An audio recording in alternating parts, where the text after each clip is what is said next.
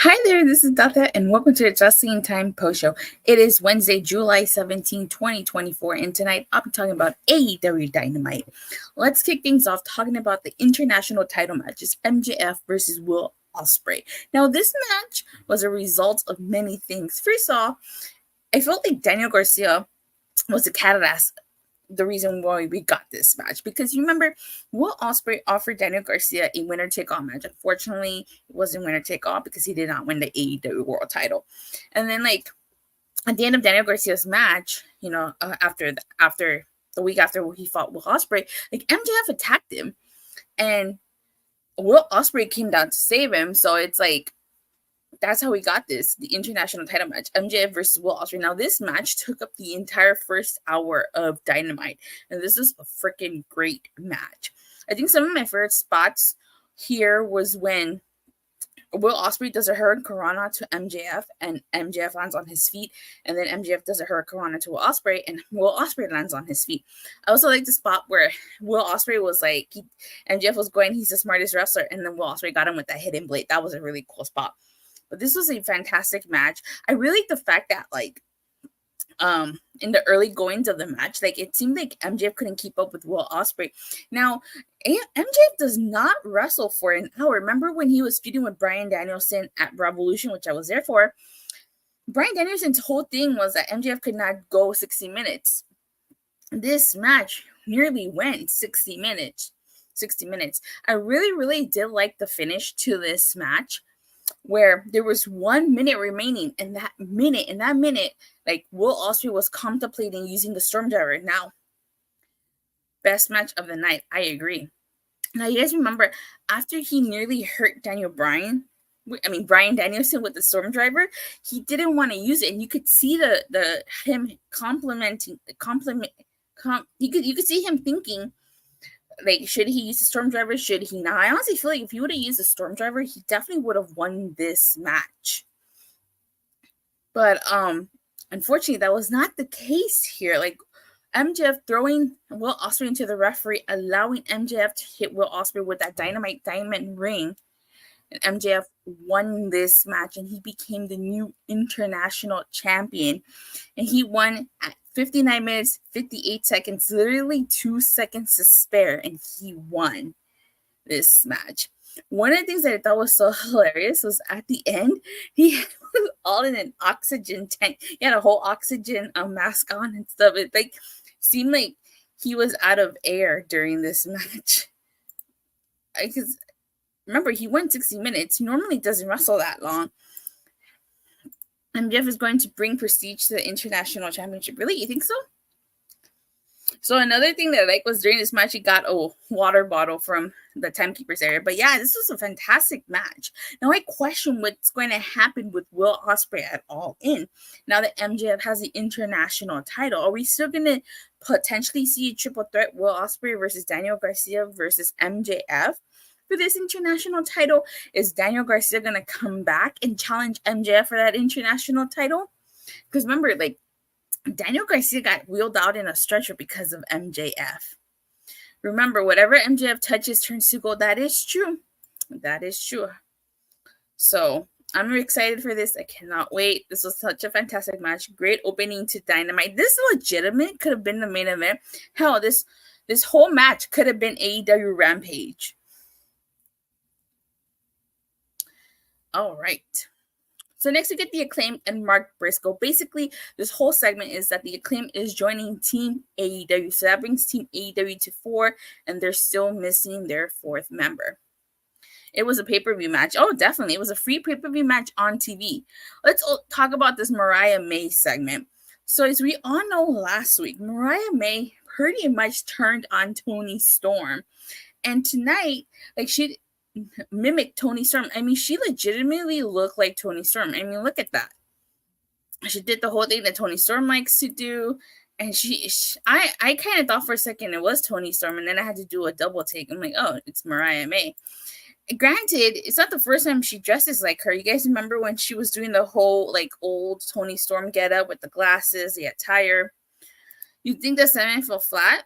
I can understand why. One of the things I like about this was that Tony Schiavone on commentary, if you're listening, called Toni Storm a bitch. Now, I feel like she really didn't say much here, except for she was talking about how she was stringing along Toni Storm, and she wanted to see how far she can go with Toni Storm.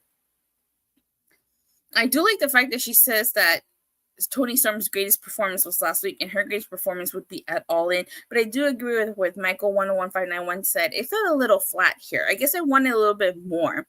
But this is pretty much how everybody was saying that this was pretty much all about Eve. I've never seen Mariah May.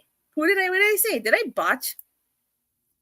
I've never seen All About Eve, but I know a bit about Eve. So she's playing the role of Eve, and Toni Storm is playing the role of Margot Channing here. So I read about All About Eve, and if that in any you botched, you said Toni Storm. Oh my bad. And if the ending is indication, maybe this saga is not the end of it. But I do think Mariah May is going to defeat Toni Storm at all, and she has to. I mean, that's the whole point. That was the whole point of this storyline, for Mariah May to face Toni Storm at all, and that's the reason why Toni Storm has retained that is the main event. I mean, maybe not the main event, but that is the match, the money match at All In. I think it's going to be a really great match. All right. So we get a learning tree segment. I'm not a huge fan of the learning tree. I don't really like the learning tree. But the whole point of this, you guys remember at Forbidden Door, Chris Jericho was looking for a partner to join the learning team. Unfortunately, it was not Minoru Suzuki. Minoru Suzuki instead wanted a shot at the FTW title. And what we got was Minoru Suzuki, he came out and he handed Chris Jericho a paper. Basically, that paper says we're getting Minoru Suzuki versus Chris Jericho with the learning tree banned from ringside. I think Chris Jericho's title reign is coming. It's going to probably end. Minoru Suzuki getting the title. The only way I see Jericho retaining is if he cheats somehow, some way. I could see him cheating to retain here. But what do you guys think? Is Minoru Suzuki going to beat Chris Jericho, or is Chris Jericho going to cheat to retain here? Remotes were being picked up when Jericho came out. I'm really not a huge fan of this learning tree segment stuff. Now, we get a segment with the Elite. Now, we had a kind of decent amount of backstage segments, which was good. It was a nice amount to balance out the few little matches we were going to get here. But in this backstage segment, enjoyable episode, I thought so too. We find out that Mercedes Monè, because she interacted with the Elite, got Britt banned from the backstage, and Okada asked her to do her dance, and he was like, "Oh, hot, hot, hot!" It's like he enjoyed Monet's dancing. This leads into a TBS title match: Mercedes Monè versus Nyla Rose. This is an okay match. Wasn't too bad of a match. It's no surprise Mercedes Monè won here. But the thing that I liked about this was that she mocked Britt Baker, DMD. So you guys know Britt Baker does that. She pulled out a glove and it said CEO. And she went CEO, basically mocking Britt Baker. And she did a lockjaw on Nyla Rose. But, it didn't work out for her. But she still won by submission after the statement maker. So, damn, it wouldn't have been something if Mercedes Monè would have won with the lockjaw, but that didn't happen. So, Britt was disguised in the crowd and she attacked Monè. I kind of like the Mariah May Toni Storm storyline more so than I do Mercedes Monè Britt Baker storyline. I'm excited for the match, but I like the story. I don't like the story as much as I do Toni Storm and Mariah May, maybe because they've been building that one. This one, so we're still building this one. Okay. So we get a Jack Perry segment. You guys remember last week, Darby Allin called out the Elite. and needs NXT glove, and to do that, NXT like gave what? I'm not understanding what you're telling me here. I don't watch it. I don't work Tuesdays. I told you guys I don't watch NXT. Not even Joe Henry on NXT could get me to watch NXT. So, like, poor Brandon Cutler gets beaten up for the second week in a row. Jack Perry telling Darby Allin he doesn't give a shit about Brandon Cutler. And he basically calls Darby Allin out. And the main event ends up being Okada versus Strickland. And honestly, I was digging this match until the ending. Like, the way the ending happened, like, I was kind of like, oh my God, who's going to win? Like, is it going to be Strickland? Is it going to be Okada? They really amped up the Mariah Tony feud. Yeah, they did. Oh, Joe Henry will get you to watch it. It's TNA talent on NXT. He was on NXT last night. I didn't even watch that. I didn't even watch the Rascals.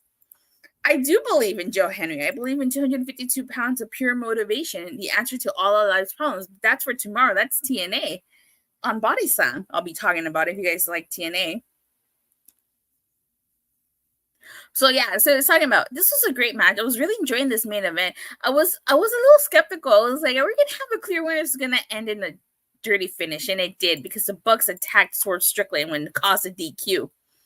Tony Schiavone was in the mood tonight, calling me a bitch. Yeah, he was. And so you know how this goes. So the Bucks come out, and all the men involved in the blood and guts match came out, and the brawl broke out.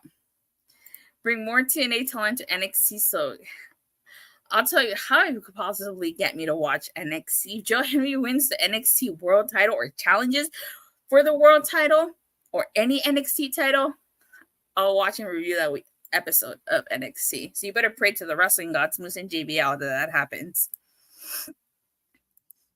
So like I was saying, everybody comes out. Mark Briscoe, the Bucks, the Acclaimed, Jack Perry. Of course, even Hangman Adam Page. And what I like about this, you guys remember, like, Unhinged Hangman. Like, he lost the tournament. The whole reason he was in the tournament was because he wanted to get his revenge on Strickland. Unfortunately, that didn't happen. But I really like the fact that Hangman was coming out and he was just locked eyes with Strickland. Like, he wants his revenge. But he didn't get it tonight. He did not get it. But I'm hoping getting Unhinged Hangman. Who should win, Team AEW or the Elite? I'll talk about that right now. And then at the end, like, Darby Allin's music plays, and Homeboy descends from the rafters, which I thought was really, really cool. And it seems like he's probably going to be the 5th member of Team AEW here. So, in terms of Team AEW and Team the Elite, I think Team AEW is going to win Blood and Guts because Team Elite won at Double or Nothing and the Anarchy in the Arena. So I could see Team AEW keep winning this one. But anywho, this Dynamite ends with all hell breaking loose. A brawl breaks out, and we're on the road to Blood and Guts next week. So Team AEW, yeah, I think so too. AEW. So overall, on a scale from 1 to a Sean Spears perfect 10, I think this was an 8 out of 10. It was a pretty enjoyable episode. It was really short, but I was just not a huge fan of the Learning Tree segment. That took it out. Mercedes Monè versus Nyla Rose. That match was okay. Of course, the ending was why we probably had that match. No, not a bad Dynamite. And I can't wait for Blood and Guts next week. But Michael gives it a 6 out of 10. What did you guys think of tonight's show? Let me know in the comments or in the live section below. And who do you guys think is winning, Team AEW or Team Elite? I go for Team AEW. I think that they'll win. I wouldn't be surprised if Team Elite wins. So I want to know who gets so they get tossed off that cage. All right, but with that being said, you guys, thank you guys all so much for watching and for the continued support. Please don't forget to like and subscribe. Make sure you hit that bell so you get notified whenever I go live or at least a new video. And if you like TNA, you want to hear me talk about TNA, catch me tomorrow on Body Slam as I talk all things TNA. And if not, actually, after today, I won't see you guys until Monday because not only will I be covering TNA tomorrow, but I won't be watching this week's SmackDown. And then on Saturday, it's Slammiversary. So With that being said, thank you guys all so much for watching and for the continued support. Please don't forget to like and subscribe. Make sure you hit that bell so you get notified whenever I go live or listen to the video. And I'll see you guys here Monday after Raw. And I'll see you guys tomorrow on Body Slam for all things TNA. Bye.